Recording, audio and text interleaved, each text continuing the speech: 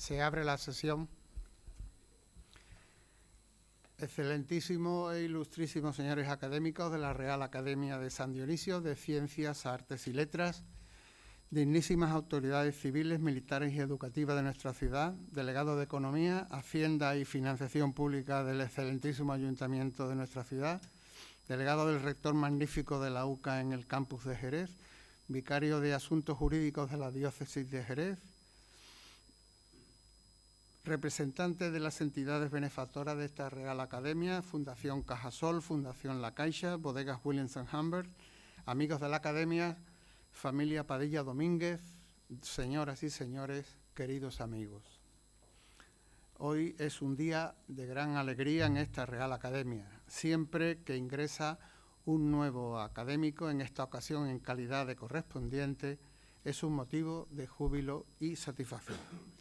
Para efectuar la preceptiva presentación y laudatio del nuevo académico, cedo a continuación la palabra al ilustrísimo señor don José Luis García Ruiz, académico de número de esta Real Academia. Tiene la palabra.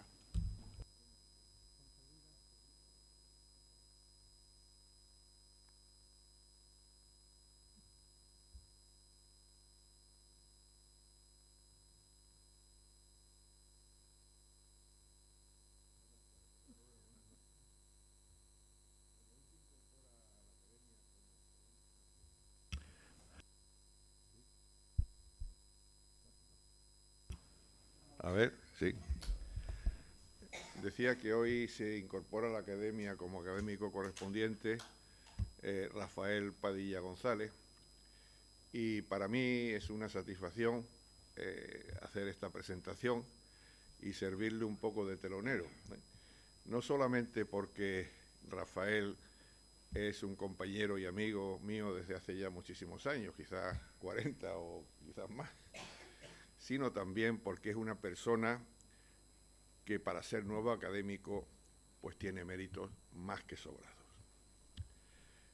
El marqués de Bradomín, saben ustedes el personaje este de Valle Inclán, solía presentarse como feo, católico y sentimental. A mí se me ha presentado Rafa como católico, demócrata, liberal y no sé qué más, y defensor permanente de la libertad. Así es como él me lo ha dicho y así se lo digo yo a ustedes. Pero esta presentación, pues por encima de esta definición, tiene que ir un poco más allá.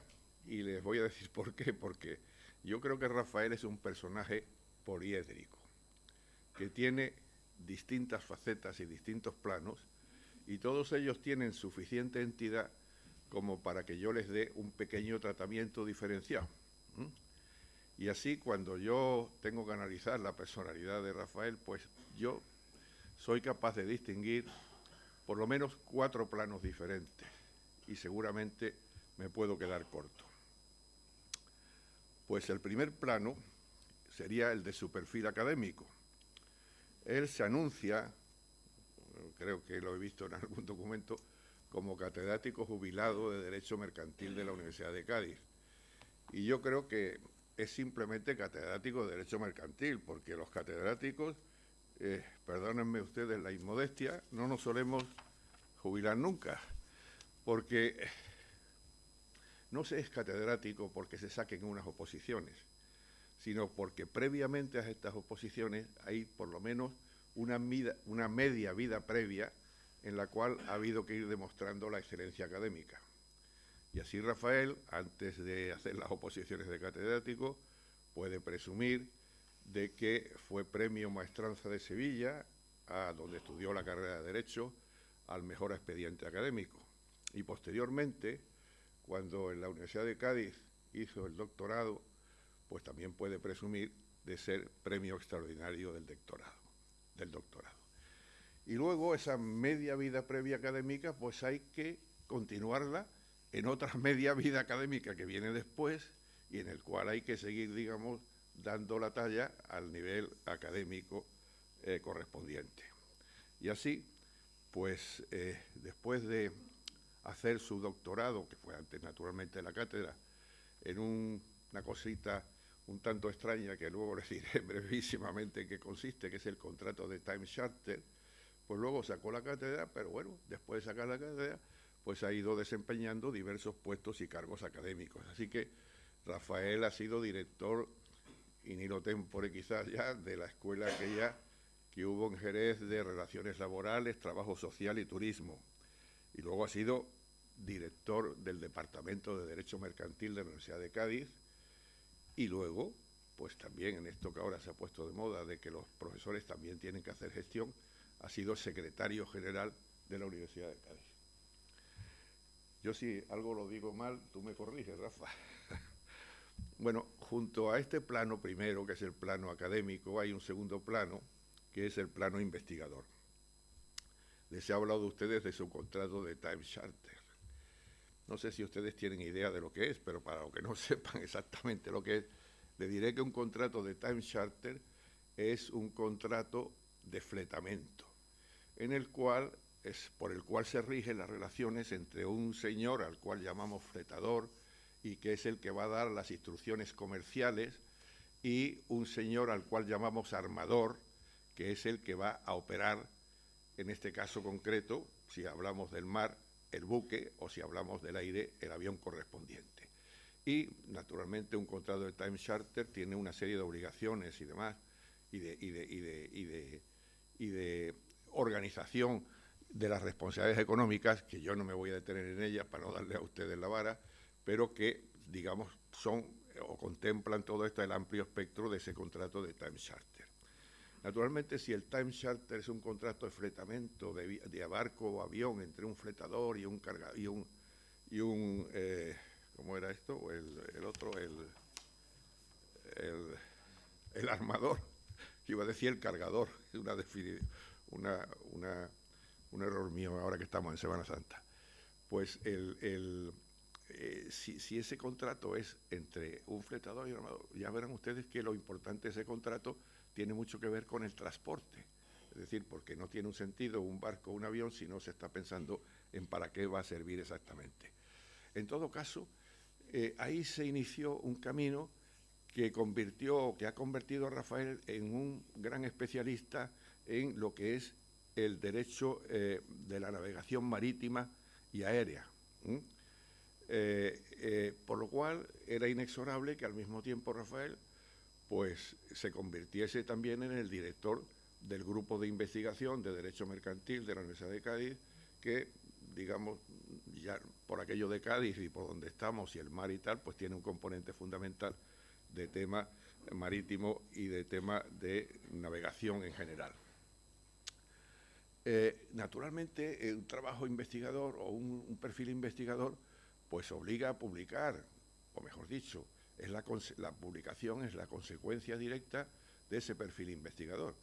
Yo no les voy a hacer a ustedes, no les voy a aburrir con la relación de publicaciones de Rafael, pero sí quisiera detenerme en dos hitos, por lo menos que a mí me han llamado la atención y a los que aludo también muy brevemente.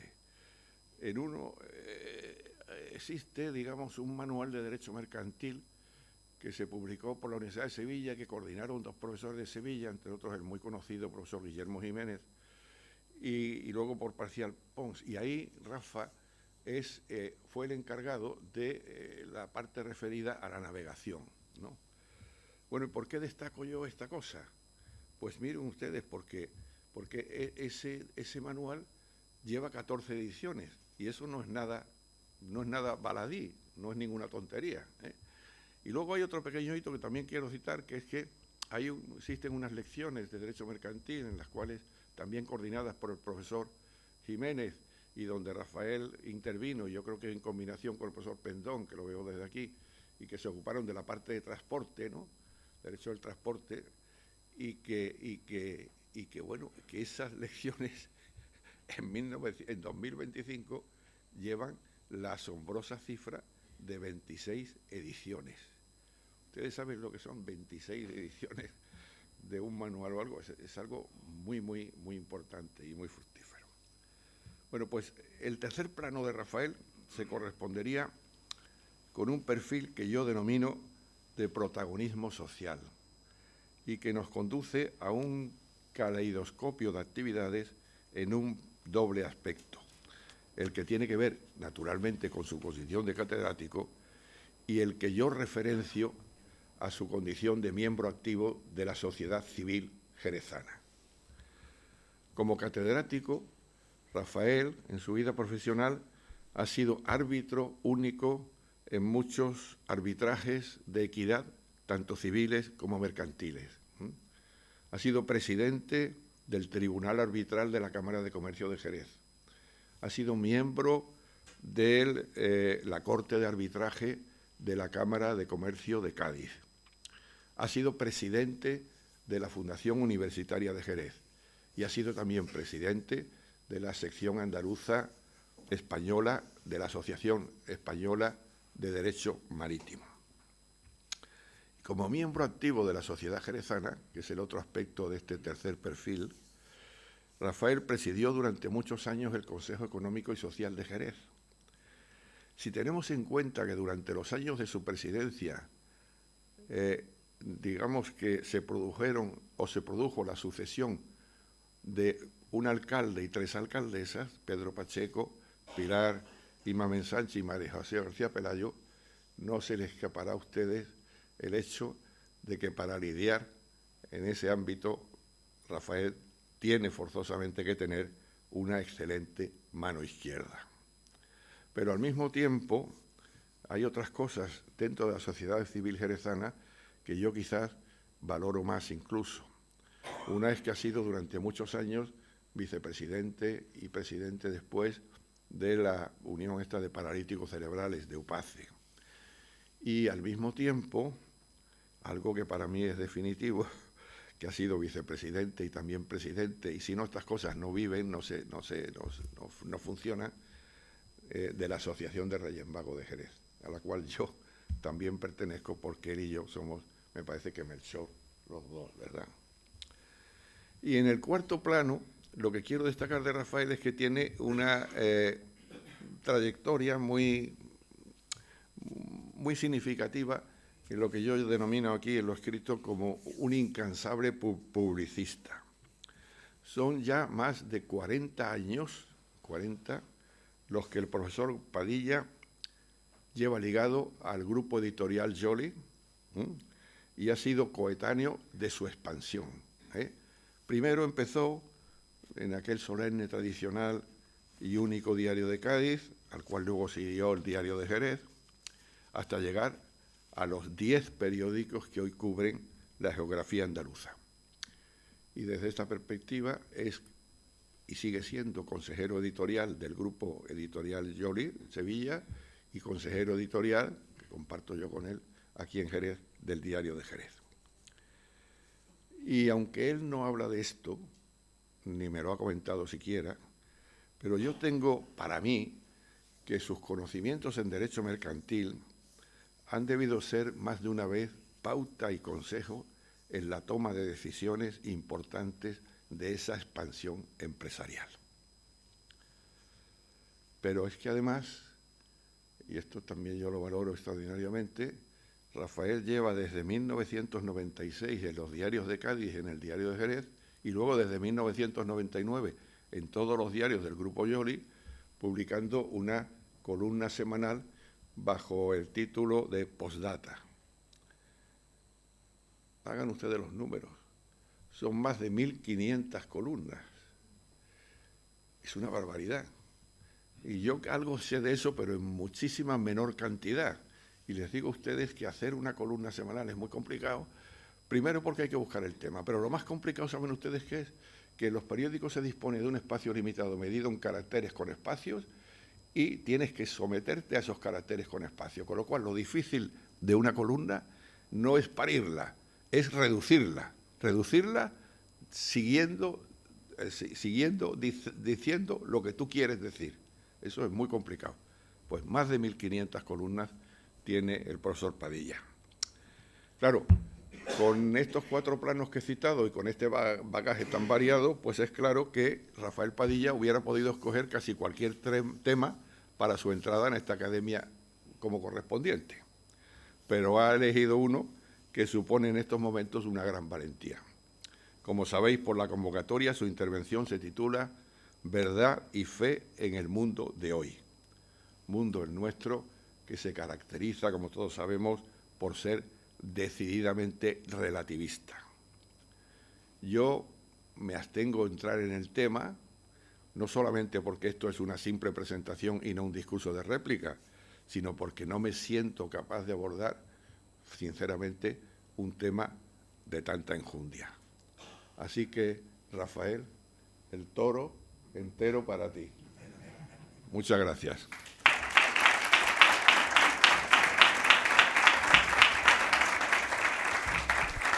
Muchas gracias, ilustrísimo señor, por tan brillante y particularmente cariñosa presentación.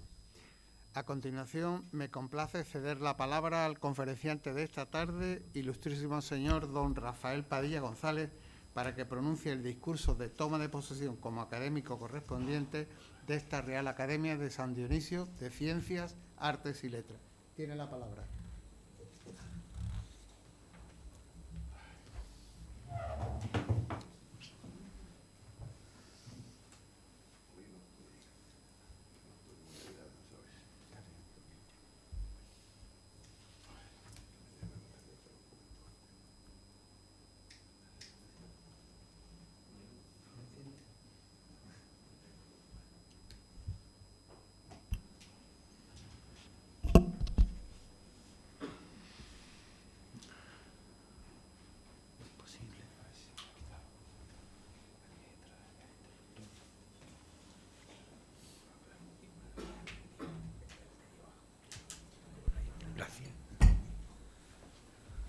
Eso es la luz.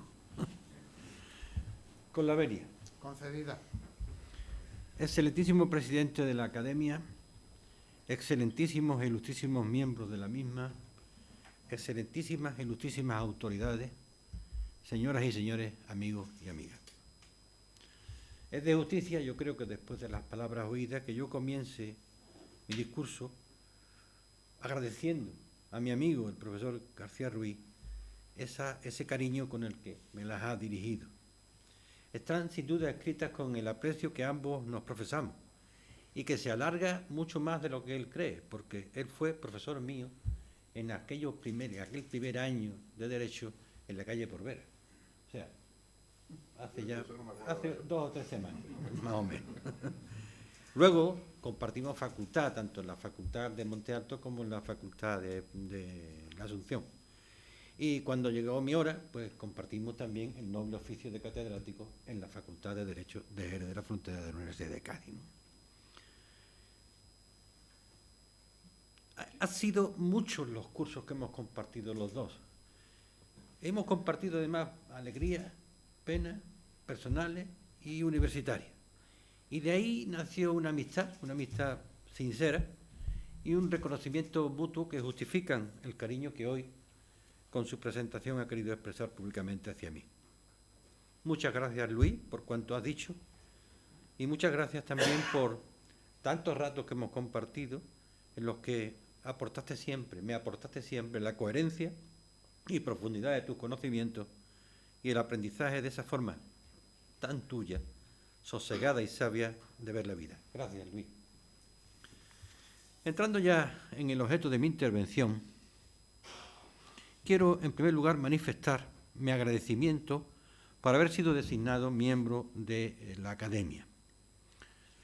Esta institución es una institución señera, prestigiosa y necesaria, nacida de un esfuerzo destacado por el saber, el intercambio de ideas y la cultura. Hoy, además, felizmente vívida en un mundo que alaba el diálogo como nunca y que lo practica tan poco como siempre. Es para mí un gran honor que los académicos de esta casa, que representan lo mejor de la inquietud intelectual de nuestra tierra, hayan querido acogerme entre ellos. Gratitud y honor que todavía se hacen mayores por permitirme reencontrarme aquí con tantos y tan buenos amigos de los que uno conoce su enorme valía y su bonomía contrastada. Yo obviamente carezco de méritos para hablarles de casi nada, quizás de derecho mercantil, pero de poco más. Pero todavía carezco de muchos más méritos para hablar de una cuestión que en principio pudiera parecer estrictamente filosófica, reducida al interés de los pensadores. Es mi intención principal llevarlos al convencimiento de la importancia que tiene hoy en todos los órdenes, con repercusiones cotidianas, la noción de verdad. Ya dijo Ratzinger, antes de ser papa, el auténtico problema es el problema de la verdad. Por supuesto que no voy a enseñarles nada, no podría, ni pretendo ofrecerles verdades en sentido estricto. Sería, de nuevo, una pretensión mentirosa y estúpida. Me presento ante ustedes solo con el afán de describir los términos del problema, de llamar la atención sobre un fenómeno que, siendo crucial en el momento presente, suele ocultarse en palabras, por ejemplo, tolerancia, sería el mejor ejemplo, tan hermosas y atrayentes como falsas. La pregunta que Pilato le hace a Jesús, según el Evangelio de Juan, ¿qué es la verdad?, y de la que el romano no espera contestación, a tenor de los textos canónicos, sigue siendo la pregunta por antonomasia, el punto central sobre el que construir determinado pensamiento y determinada ética. Pero, a diferencia de otras épocas en las que aparecían intentos sinceros de buscar una respuesta, esto es, una noción de verdad, una verdad objetiva y universal, aprensible también por la razón, en la nuestra, en nuestro tiempo, la llamada posmodernidad se está caracterizando por la aparición de una nueva racionalidad. Tras los fracasos de la razón autónoma privada de fe, basta recordar realidades como la de Auschwitz o el Gulag, el hombre posmoderno, hastiado, hedonista y consumista, se nos ha vuelto relativista y escéptico. Prefiere un pensamiento débil y fragmentario que no le comprometa a nada. Humberto Eco define nuestra época como la época del feeling, del sentimiento, que prevalece sobre la verdad. Se vive de impresiones, de impactos sensoriales o emocionales, de lo efímero. Es precisamente en la concepción de la verdad y de la razón donde con mayor fuerza se deja sentir la crisis del mundo actual. No hay verdades absolutas, no hay que buscar lo que no existe, o al menos no está a nuestro alcance. La razón no debe realizar un esfuerzo inútil, debemos conformarnos con verdades parciales, fragmentarias, mudables, temporalmente útiles, entre comillas, democráticas. En esas condiciones, quienes nos decimos cristianos, nos vemos abocados a una tensión inevitable. El cristianismo, esto es obvio, se presenta con algunas exigencias filosóficas irrenunciables. Como señaló Juan Pablo II en la encíclica Fides et Ratio, nuestra religión no puede renunciar a la razón y a la pretensión de hallar la verdad toda entera. El cristiano, aun en un tiempo claramente hostil, no puede silenciar el anuncio de la verdad, convencido de que la necesidad más radical del hombre es saciar el hambre de verdad, y de que la peor forma de corrupción es la intelectual, que aprisiona la verdad en la injusticia, llamando al mal bien e impidiendo el conocimiento de la realidad tal y como es. Si reducimos la calificación de la actitud del mundo moderno a un solo término, este es, por supuesto, lo ha adelantado antes Luis, el de relativista. De lo que se trata, pues, es de identificar en qué consiste el relativismo, de describir el desafío que supone ese relativismo para nuestra fe y de hallar al cabo cuál debe ser nuestra respuesta frente, por una parte, a la crisis de la verdad y, por otra, a nuestra paralela e inexcusable obligación de difundirla. En lo primero voy a detenerme con brevedad. Lo dejo en su recoveco, esto del relativismo, a la labor de los verdaderos expertos, cuyos escritos nos garantizan una descripción mucho más acertada de la que yo pudiera hacer de un fenómeno realmente complejo. En todo caso, baste subrayar aquí algunas nociones básicas sobre el mismo. Obsérvese así que el relativismo de nuestro tiempo se viste de muy variadas formas y nombres. Pensamiento débil, pensamiento postiluminista, pensamiento sin fundamento, pensamiento sin verdad, deconstructivismo y otros muchos que, sin embargo, coinciden esencialmente en el mensaje. No hay valores universales. No hay fundamento para esos valores. No existe la verdad. Podríamos definir el relativismo, pues, como aquella posición filosófica que considera la verdad en términos relativos.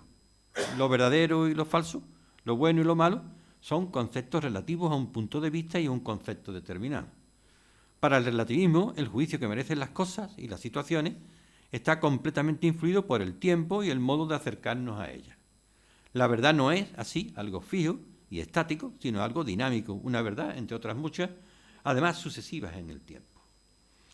Como postura filosófica, el relativismo existe desde los inicios de la filosofía occidental. Ejemplos como el de Protágoras o Pirrón así lo atestiguan. Mucho más tarde, algunos rasgos del pensamiento pirrónico se pueden vislumbrar, por ejemplo, en el trabajo de Boecio o incluso en el de Averroes. Lo mismo puede decirse del pensamiento de filósofos modernos como Montaigne, Rousseau, Voltaire o Montesquieu, los cuales compartían al menos una idea de relativismo cultural. Quienes contribuyeron en mayor medida a formar el relativismo contemporáneo, al menos el del siglo XX, fueron Hegel, Nietzsche y Dilthey.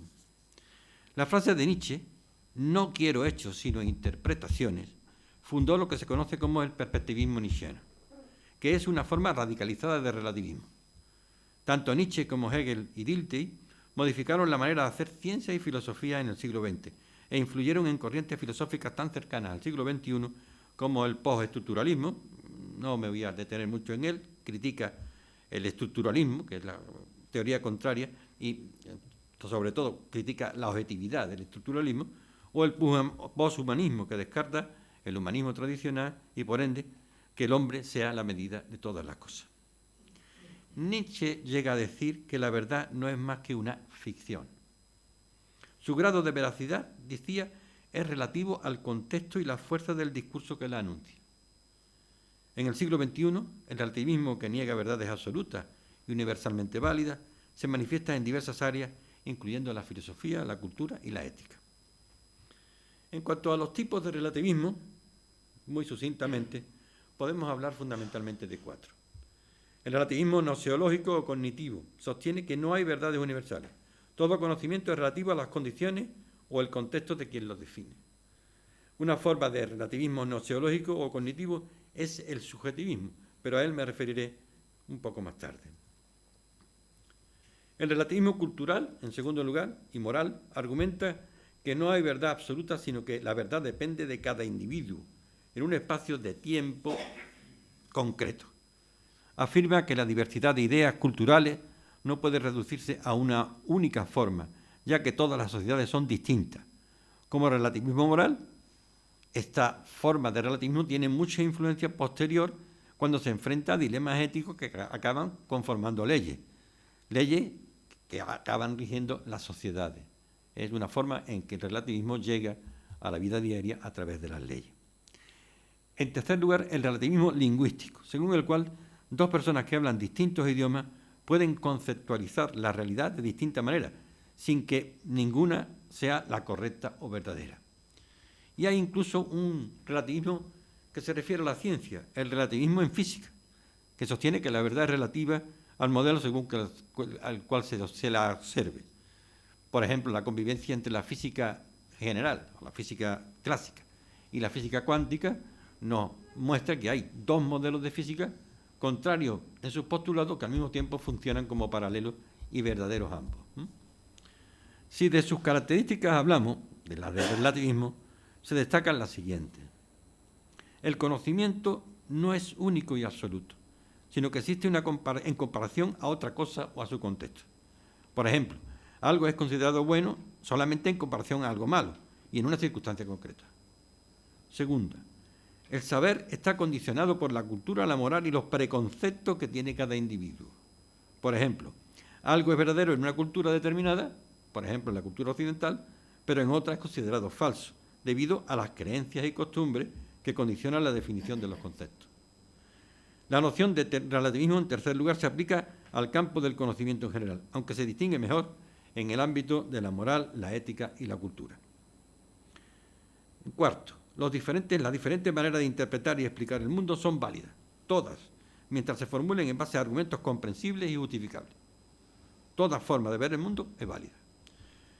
Y quinta y última característica, la verdad y el conocimiento no son independientes de los individuos y su contexto, como plantea claramente la corriente subjetivista, y en contra de lo que hemos mantenido siempre en la corriente objetivista sobre la verdad.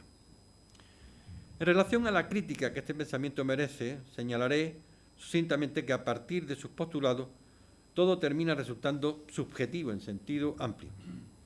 Pero existen determinadas cuestiones que son imposibles de abordar desde la subjetividad absoluta.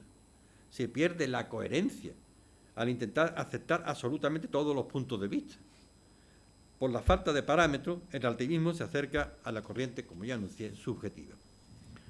Si el juicio de una conducta concreta depende de cada época, de cada desarrollo y de cada cual, estamos muy cerca del subjetivismo, una actitud que elimina claramente toda posibilidad de debate. Cada uno tiene su verdad y no piensa compartirla con nadie más, ni discutirla con nadie. Y disuelve la noción misma de moral.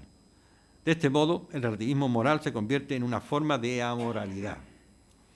Al igual que los objetivistas fanáticos, los relativistas impiden la búsqueda siempre necesaria de una moral compartida, únicamente posible a partir del diálogo y del respeto a la realidad imparcial y neutra.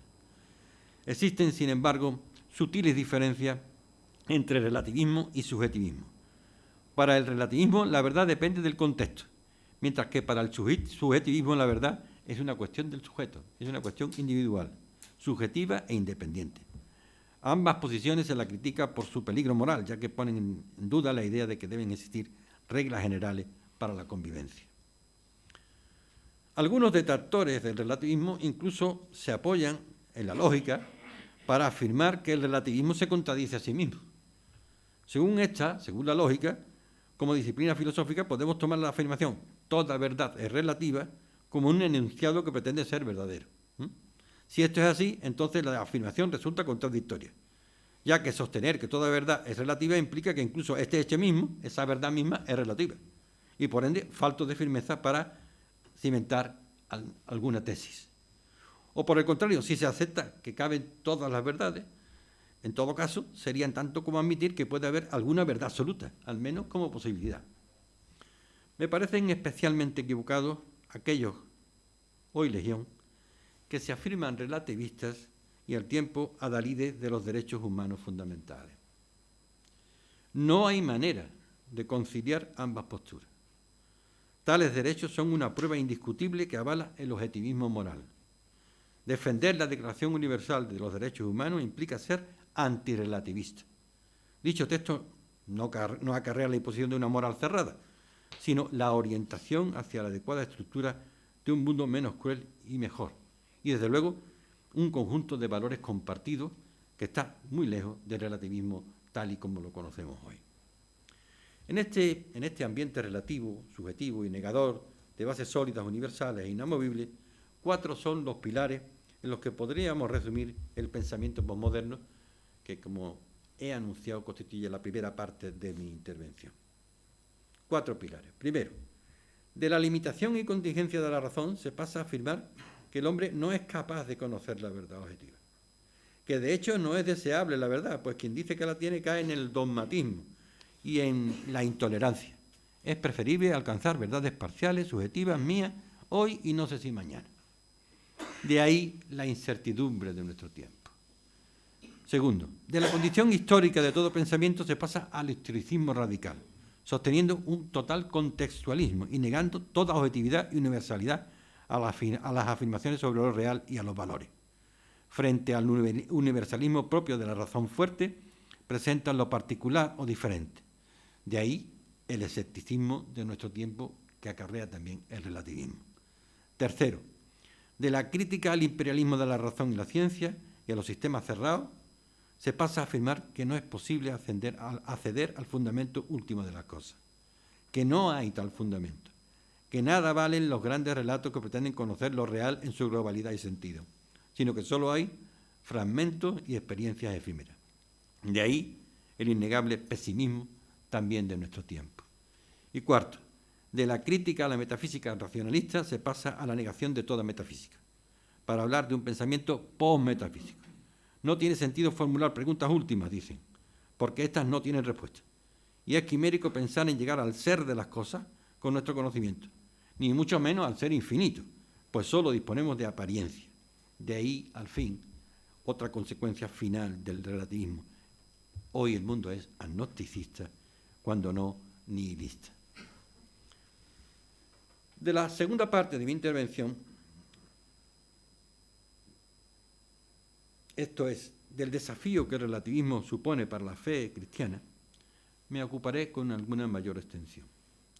En palabras de Benedicto XVI, el relativismo se ha convertido en el problema central de la fe cristiana. Es el mayor peligro que tiene que afrontar en nuestros días. Y no solo en el campo de la moral, o de lo moral, sino principalmente en el ámbito filosófico y religioso, y que se refiere a la actitud intencional que la conciencia contemporánea, creyente o no creyente, asume en relación con la verdad.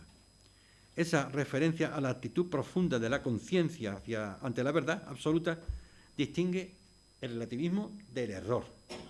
El equivocado busca la verdad y no la encuentra. El relativista renuncia a la consecución de un objetivo que considera inaccesible. Para los relativistas, los hombres seríamos ciegos que corremos el peligro de absolutizar un conocimiento parcial e inadecuado, inconscientes de nuestra intrínseca limitación, lo que constituiría la motivación teórica del relativismo, y que cuando caemos en esa tentación adoptamos un comportamiento violento e irrespetuoso, incompatible con la dignidad humana. Esta sería la motivación ética que fundamentaría el relativismo. Lo lógico sería, dicen, que aceptásemos la relatividad de nuestras ideas, no solo porque eso corresponde a la índole de nuestros conocimientos, de nuestro pobre conocimiento, sino también en virtud del imperativo ético y de la tolerancia, del diálogo y del respeto recíproco. Sin olvidar la falacia de un planteamiento como este, que solo aumenta la tiranía de los poderosos, de aquellos que cuentan con los medios precisos para disfrazar de moderación y de civismo únicamente lo que les estorbe a sus intereses económicos, ideológicos y políticos, no cabe la menor duda de que tal planteamiento supone un choque frontal con la fe cristiana. En la medida en que el cristianismo se autopresenta como la religión verdadera, esto es, se mueve en el plano de la verdad, y ese plano constituye su espacio vital mínimo, el relativismo aparece como una amenaza gravísima, como un desafío de primer orden al núcleo mismo de nuestra fe. Un desafío que además se presenta no ya en las relaciones de la Iglesia con otras realidades, sino hasta en su propio seno. Cabe hablar hoy así de un relativismo religioso, una interpretación relativista de la religión. Es lo que se conoce como teología del pluralismo religioso. Esta teoría teológica afirma que el pluralismo de las religiones, el hecho de que haya muchas religiones, no solo es una realidad de hecho, sino una realidad de derecho, querida positivamente por Dios, como diversos caminos salvíficos. Naturalmente, admitido ese presupuesto, la figura de Cristo no tendría ya un valor absoluto y universal. Se convertiría en tan valiosa, pero no más, que otras grandes figuras religiosas de otras religiones de la humanidad, por ejemplo, Buda. De estas complejas teorías se ocuparon dos encíclicas de Juan Pablo II, la Redentores Missio, una encíclica y una declaración, la Declaración Dominus Jesus. Es fácil darse cuenta de que tales teorías disuelven la cristología y relativizan la revelación llevada a cabo por Cristo, que sería limitada, incompleta e imperfecta, y que dejaría un espacio libre para otras revelaciones independientes y autónomas. Para los que sostienen estas tesis, es determinante el imperativo ético del diálogo con los representantes de otras grandes religiones, que no sería posible si no se aceptase como punto de partida que esas religiones tienen un valor salvífico autónomo, no derivado de Cristo y no dirigido a Él. También en este caso, el relativismo teórico, dogmático, obedece en buena parte a una motivación de orden práctico, el imperativo del diálogo. Estamos siempre ante una variante del famoso tema kantiano de la primacía de la razón práctica sobre la razón teórica. Por supuesto que con lo dicho no prejuzgo la salvación de los que no tienen la fe cristiana, sino que denuncio, y a eso limito el alcance de mi argumento, lo arriesgado de una fundamentación que entiendo francamente peligrosa, la de poner en el mismo plano a todas las religiones y de aceptar solo el diálogo desde el punto de partida de compartir las vías salvíficas con otros caminos. No de más importancia, pero sí de mayor generalidad, son las manifestaciones del relativismo en el ámbito ético-social, empezando por la idea misma de que está justificado precisamente por esas mismas razones, por razones ético-sociales. Esto explica tanto la facilidad con la que se difunde cuanto la escasa eficacia que tienen ciertos intentos de combatirlo. Veamos cómo formula Habermas esta justificación ético-social. En la sociedad actual, nos dice, encontramos un pluralismo en proyectos de vida y de concepciones del bien humano. Este hecho nos plantea la siguiente alternativa. O se renuncia a la pretensión clásica de pronunciar juicios de valor sobre las diversas formas de vida que la experiencia nos ofrece, o bien se ha de renunciar al ideal de la tolerancia para el cual cada concepción vale tanto como cualquier otra o por lo menos tiene el mismo derecho a existir. Tolerancia por encima del mantenimiento de la verdad. La fuerza de este tipo de razonamientos, señala Ángel Rodríguez Luño, consiste en que históricamente ha sucedido muchas veces que los hombres hemos sacrificado violentamente la libertad sobre el altar de la verdad. Eso se conoce bien en la historia de la Iglesia, tanto de la Iglesia católica como de la Iglesia protestante, ¿no? Hemos sacrificado en el altar de la verdad la libertad. Por eso, y con un poco de habilidad dialéctica y una memoria histórica convenientemente manipulada, no es difícil hacer pasar por defensa de la libertad actitudes y concepciones que en realidad caen en el extremo opuesto de sacrificar violentamente la verdad sobre el altar de la libertad. Esto se ve claramente en el modo en que la mentalidad relativista ataca a sus adversarios. A quien afirma, por ejemplo, que la heterosexualidad pertenece a la esencia del matrimonio, no se le dice que esta tesis es falsa, sino que se le acusa de fundamentalismo religioso, de intolerancia o de espíritu antimoderno. Menos aún se le dirá que la tesis contraria es la verdadera, es decir, no se intentará demostrar que la heterosexualidad nada tiene que ver con el matrimonio. Lo característico de la mentalidad relativista es pensar que esta tesis es una de las tesis que hay en la sociedad, junto a su contraria y quizás junto a otras más, y que en definitiva todas tienen igual valor y el mismo derecho a ser socialmente reconocidas. A nadie se le obliga a casarse por una persona del mismo sexo, pero quien quiera hacerlo puede hacerlo si quiere. Es el mismo argumento con el que se justifica, y no voy a entrar en ese tema, me parece muy espinoso, la legalización del aborto y de otros atentados contra la vida de los seres humanos que por el estado en que se encuentra no puede reivindicar sus derechos y cuya colaboración parece que no es necesaria. Frente a este planteamiento debemos y podemos reaccionar de muchas formas, pero lo que nunca se debe hacer es reforzar con las propias palabras o actitudes lo que en esa mentalidad es más persuasivo para la sociedad. Es decir, quien ataca el relativismo no puede dar la impresión de que está dispuesto a sacrificar de nuevo la libertad en el altar de la verdad. Más bien se debe demostrar que se es muy sensible al hecho, de suyo bastante claro, de que el paso desde la perspectiva teórica a la perspectiva ético-política ha de hacerse con mucho cuidado. Una cosa es que sea inadmisible que los que afirman y niegan lo mismo tengan igualmente razón, y otra, afirmar que solo los que piensan de una determinada manera o modo pueden disfrutar de todos los derechos civiles de libertad en el ámbito del Estado. Una cosa es la relación de conciencia con la verdad y otra, bien distinta, la justicia con las personas. Siguiendo esta lógica, se podrá mostrar después, de modo creíble, que de una afirmación que pretende decir cómo son las cosas, esto es, de una tesis especulativa, solo cabe afirmarse que es verdadera o falsa. En cambio, de una forma de concebir los derechos civiles o la estructura del Estado, si cabe calificarla de autoritaria o democrática, de conservadora o reformista, de justa o injusta.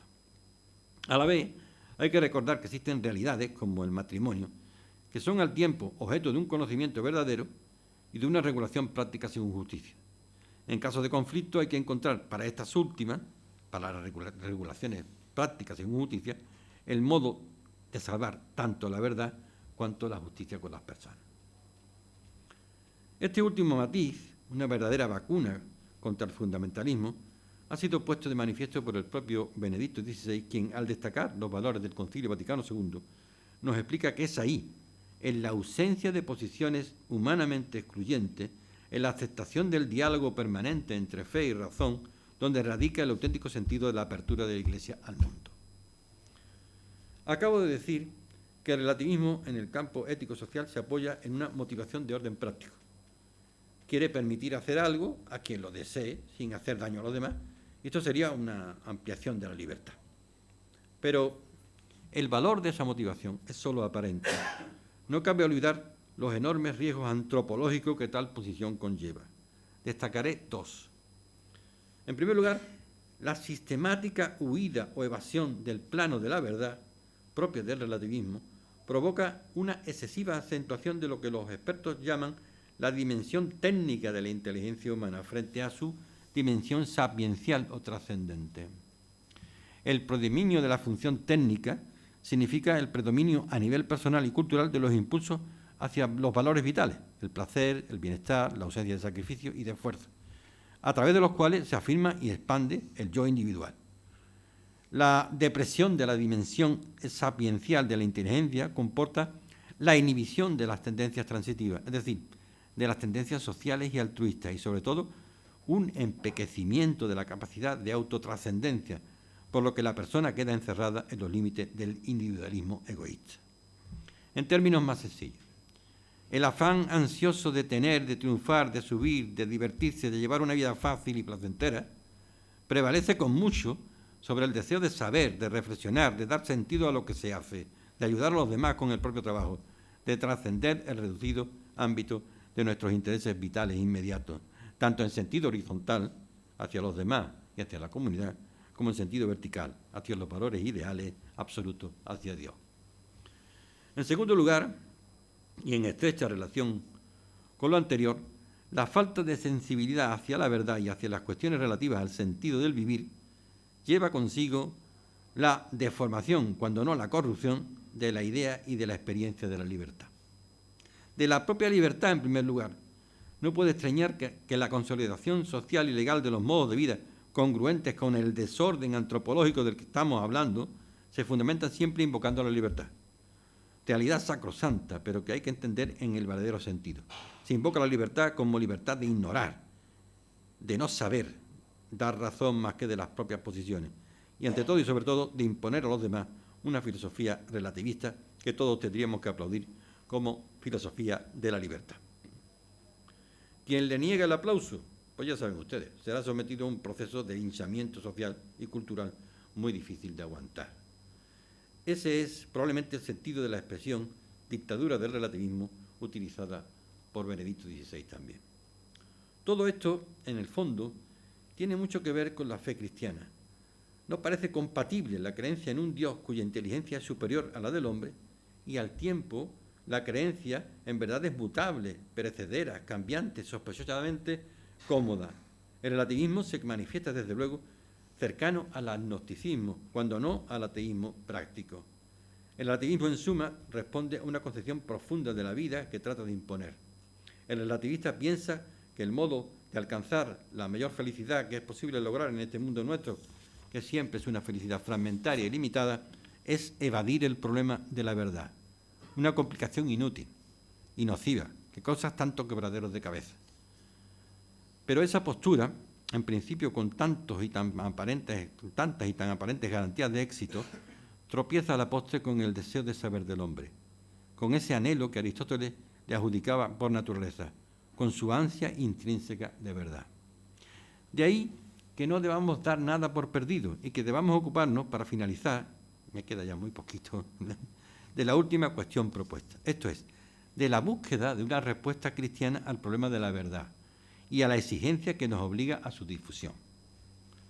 La tolerancia y el respeto por el otro parece que hayan impuesto la idea de la equivalencia de todas las religiones, señalaba Ratzinger en su obra Variaciones sobre el tema de la fe, religión y cultura.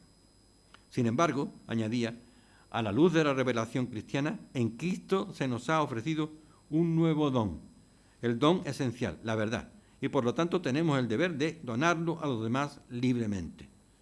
Decir que hay realmente una verdad vinculante y válida en la historia, en la figura de Jesucristo y la fe de la Iglesia, se considera hoy como fundamentalismo y se presenta como un auténtico atentado contra el espíritu moderno y como amenaza multiforme contra su bien supremo, la tolerancia y la libertad.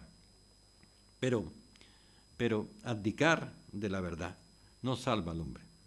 Por el contrario, según Ratzinger, la fe cristiana impulsa inexorablemente hacia la cuestión de la verdad, teniendo en cuenta que la verdad no violenta a nadie, solo si la fe cristiana es verdad, concierne a todos los hombres, constata. De lo contrario, se quedaría en simple expresión de una cultura, en el nuevo mundo sin dogma, o en el que el único dogma es el relativismo, según el cual todas las opiniones son verdaderas, aunque sean contrapuestas, el gran desafío consiste, según él, en que fe y razón se encuentren. Pero si es posible encontrar la verdad, ¿cuál puede ser la relación entre las diferentes religiones? Problema que vimos antes. Ratzinger responde con una pregunta. ¿No debe ponerse el hombre en búsqueda, empeñarse por tener una conciencia purificada y de este modo acercarse, al menos esto, a las formas más puras de religión? Por eso propone los cristianos no deben comunicar solo un conjunto estructurado de instituciones y de ideas, sino buscar siempre en la fe su profundidad más íntima, el verdadero contacto con Cristo. Lo que lleva a los hombres hacia Dios es la dinámica de la conciencia y de la silenciosa presencia de Dios en ella, y no la canonización de lo existente encontrado de un momento a otro, que exime a los hombres de una investigación más profunda conclusiva. Conviene aquí volver a la Fides et Ratio de Juan Pablo II. En ella, después de descartar los posibles beneficios del pensamiento débil para la religión y en general para la Iglesia Católica en particular, nos exhorta fundamentalmente a dos cosas. Recuperar la confianza en la razón y en sus posibilidades de conocer la verdad. Tenemos que recuperar la confianza en la razón y en que es posible alcanzar la verdad. Segundo, considerar siempre que la razón ha de ser humilde, no autosuficiente ni orgullosa, que ha de dejarse interpelar por la revelación y que debe abrirse con respeto y admiración a la trascendencia y al misterio. Una razón que sea capaz de plantearse de nuevo las cuestiones fundamentales de la existencia humana y que procure, con sus propios métodos, buscar una respuesta. Una razón, en fin, que sea crítica con sus propios logros y evidencia, sin por ello hacerse escéptica o relativista. Para ello considera Juan Pablo II fundamental la tarea de los filósofos y de los pensadores, sean estos creyentes o no. A todos, repito, que creyentes o no, les pide que recuperen para el hombre la dimensión sapiencial de la filosofía. Esto es, esa dimensión que hace buscar la verdad. Eso solo puede hacerse si la filosofía misma se constituye como un saber auténtico y verdadero que abarca la verdad total. El Papa pide a la filosofía que se proponga como meta conocer la verdad objetiva y universal, esa verdad que trasciende su subjetividad fáctica y se impone a la inteligencia exigiendo ser reconocida. Exhorta también Juan Pablo II a los filósofos a que recuperen la dimensión metafísica del conocimiento. Pide pues un filosofar que sea capaz de trascender los datos empíricos y los fenómenos para llegar a la verdadera realidad y al fundamento último de todo lo real, que sea capaz, en definitiva, de realizar el paso del fenómeno al fundamento. Por último, les solicita que se esfuercen por conseguir una visión unitaria y orgánica del saber, que supere su fragmentación actual y la desorientación que ella produce.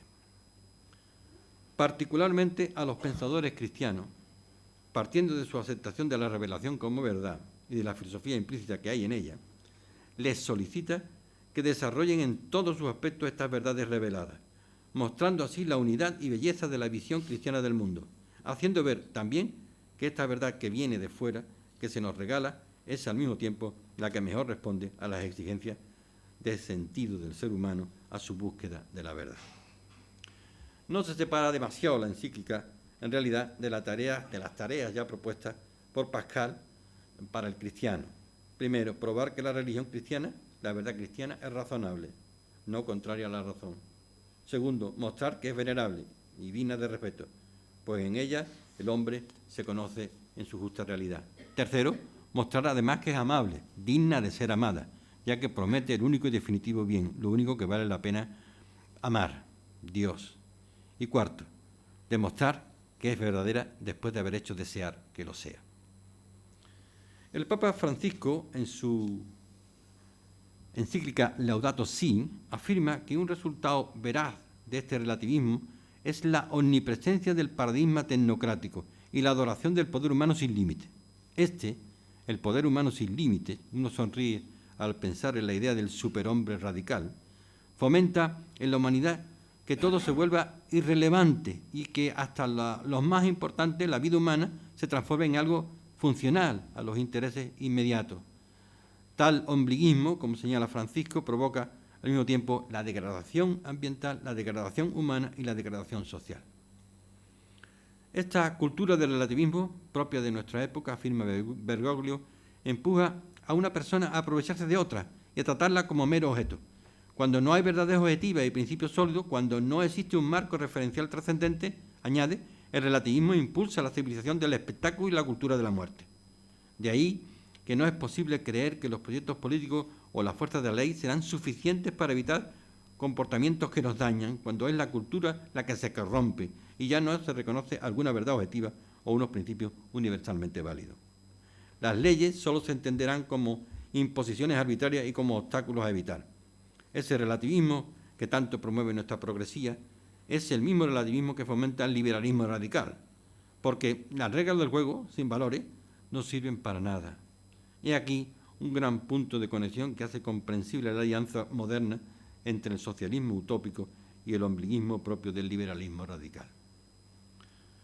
El propio León XIV, en lo que conocemos de su pensamiento, que no es demasiado todavía, tiene claro, así se lo manifestó a los hermanos de las escuelas cristianas en mayo de 2025, que entre los retos más urgentes que hoy deben afrontarse para impregnar de Dios al mundo está el de defender la difusión de los modelos de pensamiento debilitados por el relativismo.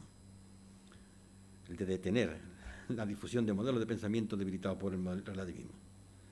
Este compromiso con la verdad, que de tantos textos emana, no incumbe desde luego solo a los filósofos, sino a todos los cristianos. Quiero referirme ahora, para terminar de verdad, a la particular exigencia que, si creyente, se impone a cada uno de nosotros. La misión propia de la persona con fe es siempre el realizar una diaconía de la verdad. Esto significa colocar infatigablemente en el centro de la comunidad en que realizamos nuestra labor a la persona humana, dotada de capacidad racional y de voluntad libre, que es quien experimenta el gozo por la verdad y el inagotable deseo humano de encontrar el esplendor de la belleza, la perfección y gloria de la obra divina y de su artífice. Esta visión conlleva al mismo tiempo el horror a la mentira y a la impostura, el vivo deseo de evitar todo sofisma y de no aprisionar la verdad con la injusticia. La diaconía de la verdad significa el compromiso de no conformarse con verdades parciales, fragmentarias, dispersas, establecer, como señalábamos, el paso del fenómeno al fundamento, de las cosas a las causas, sin darse tregua en la búsqueda de la verdad. Ello, por supuesto, no excluye renunciar al cuestionamiento y al debate, herramientas propias de la difícil conciliación entre fe y razón, imprescindibles en el camino que nos lleva a aquella. Por supuesto que hablar de la verdad en la cultura contemporánea constituye una provocación y un desafío, pero nadie nos ha dicho que fuera fácil. Nosotros, los que queremos expresar públicamente nuestra fe en Cristo y nos relacionamos con tantos que sufren los cantos de sirena de un mundo acomodaticio, somos los primeros en el compromiso de hacer patente la existencia y la belleza de la verdad, su valor objetivo y universal. El camino no es fácil. El propio Bergoglio, Francisco, realizaba o aludía a algunas de las dificultades fundamentales que nos estorban en ese camino, o tentaciones que en ese camino ocurren. Por ejemplo, la del endurecimiento hostil, esto es, el querer cerrarse dentro de lo escrito, la letra, y no dejarse sorprender por Dios, propia de los tradicionalistas e intelectualistas. La del buenismo destructivo, que en nombre de una misericordia engañosa venda las heridas sin curarlas ni medicarlas. La de transformar la piedra en pan, ignorando su inmutabilidad, o el pan en piedra, utilizándola como arma arrojadiza. La de descender de la cruz para contentar a la gente y no permanecer en ella para cumplir la voluntad del Padre. La de descuidar, al cabo, el depositum fidei, considerándose un no custodio, sino dueño del mismo, o a la inversa, la de el olvidarse de la realidad y esconderla en palabras yermas. Probablemente nos encontremos ante la penúltima oportunidad frente a un relativismo que se expande sin que parezca que reciba demasiada oposición. Cada día ese relativismo se hace más poderoso e intolerante y no parece difícil pensar que acabará transformándose en un nuevo dogmatismo insoportable. Concluyo con una mínima licencia. Es cierto que en los evangelios canónicos Pilato realiza su pregunta retórica y se marcha sin esperar respuesta. No así en los apócrifos. Según las llamadas Actas de Pilato, parte primera 3, Jesús sí que responde en los siguientes y lacónicos términos: la verdad proviene del cielo. A lo que el romano repregunta: ¿no hay verdad sobre la tierra? Jesús le dice entonces: estás viendo cómo son juzgados los que dicen la verdad por los que ejercen el poder sobre la tierra. El aviso es, pues, antiguo, y a nadie debiera sorprender el riesgo de una tarea tan indelegable como enojosa para los dueños del mundo. Ojalá que, a pesar de todo, y con la ayuda de Dios, cada cual comprenda y asuma un reto que hoy, más que nunca, se nos presenta como crucial para los tiempos que llegan. Con estas palabras, créanme, no he pretendido en modo alguno adoctrinar ni sucumbir a la vieja tentación del fundamentalismo, sí, en cambio, plantearles mi inquietud, la angustia de mi corazón y de mi mente por un problema que está corroyendo no solo nuestra sociedad y nuestro mundo, sino también angustiosamente el núcleo mismo de las creencias que nos identifican, sostienen y fortalecen. Tómenselo así, como el lamento asustado de una razón que, acunada en Cristo, teme zozobrar en este tiempo de triunfantes relatividades, mudas indiferencias y subjetivismo absurdo. Ojalá que así no nos ocurra. Nada más y muchas gracias.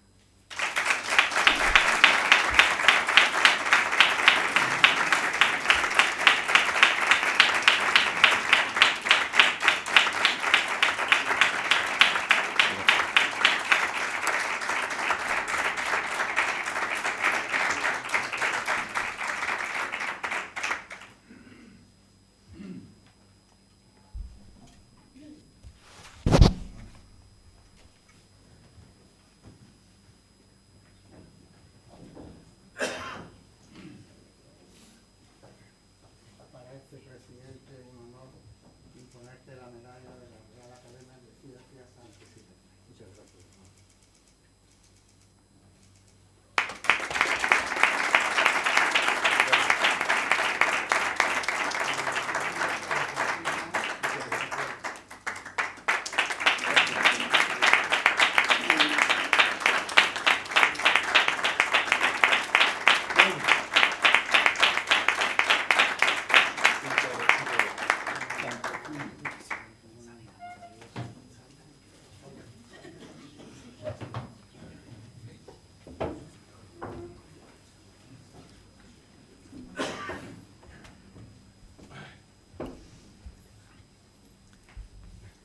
Muchas gracias, querido Rafael, por tan brillante discurso de ingreso. Es un tema tan profundo y al tiempo tan relevante a la hora de rebuscar en las tripas del pensamiento de San Agustín y Santo Tomás, con 800 años de por medio entre ambos. Sin duda ellos representan la armonía histórica entre fe y razón en la Iglesia, que aunque distintas conceptualmente, no se contradicen porque ambas provienen de Dios. San Agustín integra la filosofía platónica con la fe, mientras que Santo Tomás de Aquino, mediante la escolástica y Aristóteles, define la autonomía de la razón en el orden natural y su auxilio a la teología. Tu discurso de ingreso ofrece un análisis lúcido sobre la crisis de la verdad en la cultura contemporánea, caracterizada por un relativismo que fragmenta la realidad y debilita la búsqueda de certezas absolutas. Es especialmente destacable la crítica hacia este posicionamiento, señalando su contradicción intrínseca con la defensa de los derechos humanos, los cuales exigen un marco de objetivismo moral para mantener su validez universal. Sin duda aciertas al distinguir entre las firmezas en las verdades reveladas y el dogmatismo excluyente, proponiendo una síntesis donde la fe no renuncia a su anuncio, pero acepta un diálogo democrático y sincero con la razón. Esta apuesta por una razón humilde, cuánto me ha gustado esta palabra para definir humilde, lo he entrecomillado porque entre comillas cuando se dice no sé, pero lo tengo entrecomillado porque me parece acertadísimo. capaz de abordar nuevamente las preguntas fundamentales de la existencia humana mediante sus propios métodos, se presenta como la vía académica y vital para superar el escepticismo reinante.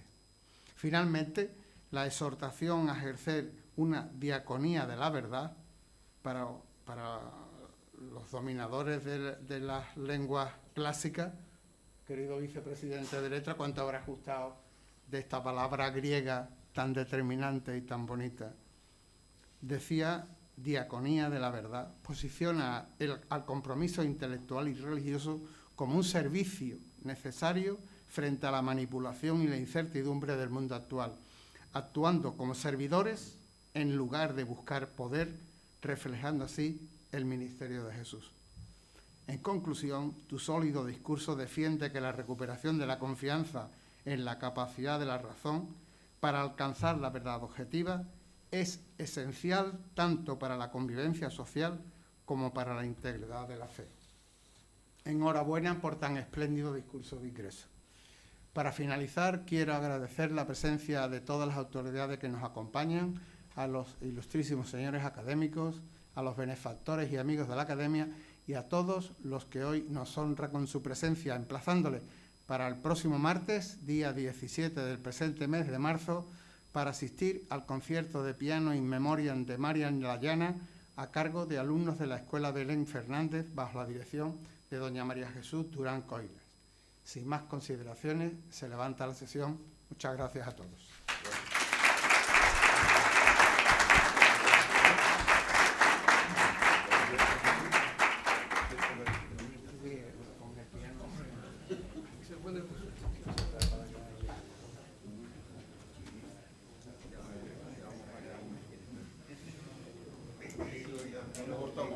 Enhorabuena, muchísimas gracias por su discurso.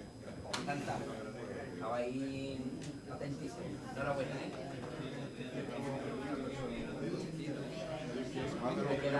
Ya sé que lo conozco, más de lo que yo pensaba.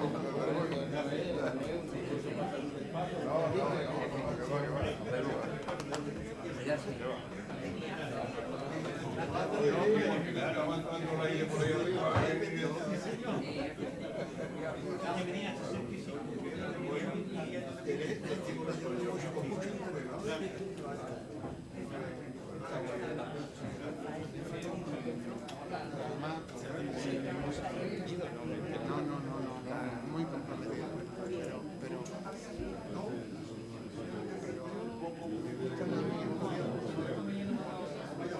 Antonio, te mejores.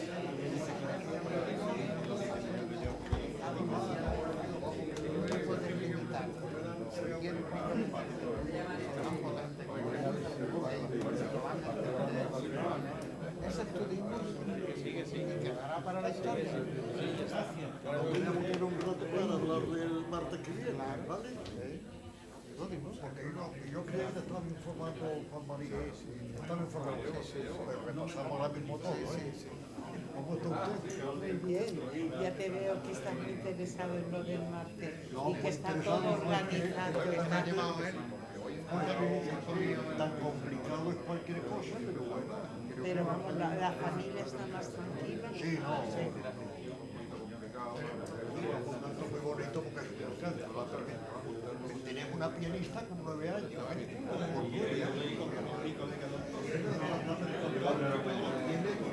2 veces la semana de arte, están los padres,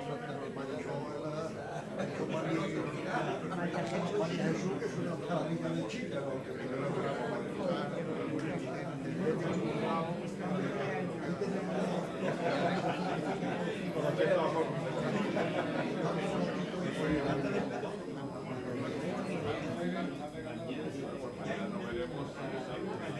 Yo realmente conocí mucho.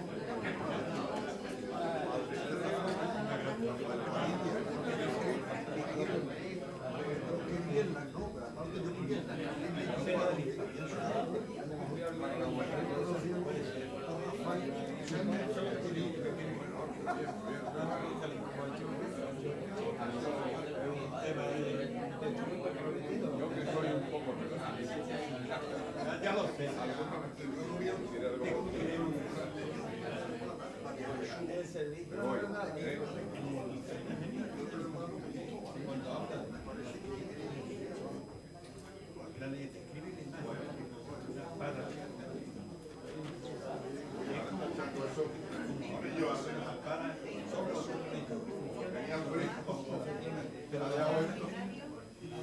Madre mía.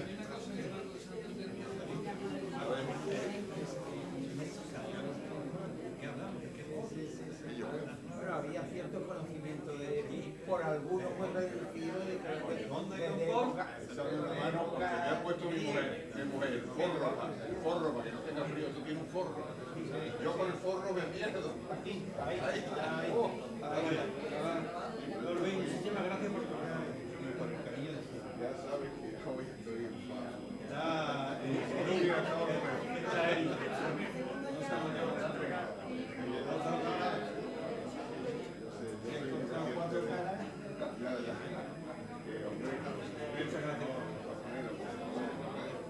Y te debo pendiente una cosa. Voy a hacer comida con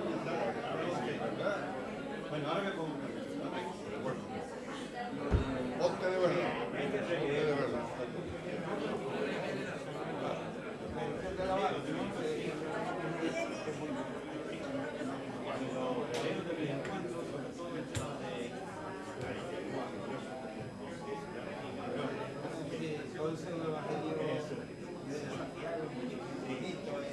Hay algunos que Pero bueno, en los pasos nuestros también de repente lo pobre, al venir más ingesta, todo el pirato, procura tanto. pero hay unos que se compensan simplemente de tirar.